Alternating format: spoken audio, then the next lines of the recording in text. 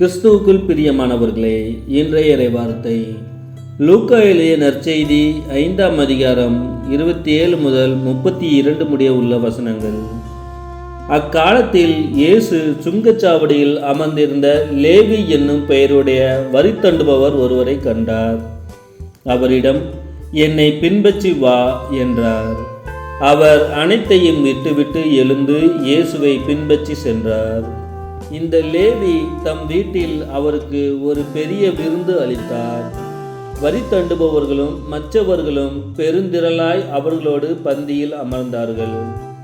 பரிசேயர்களும் அவரை சேர்ந்த மறைநூல் அறிஞர்களும் முணுமுணுத்து இயேசுவின் சீடரிடம், வரி தண்டுபவர்களோடும் பாவிகளோடும் சேர்ந்து நீங்கள் உண்பதும் குடிப்பதும் ஏன் என்று கேட்டனர். இயேசு அவர்களுக்கு மறுமொழியாக, நோய் அற்றவர்க்கு அல்ல, நோயுற்றவர்க்கே மருத்துவர் தேவை. நேர்மையாளர்களை அல்ல, பாவிகளையே மனமாற அழைக்க வந்தேன் என்றார்.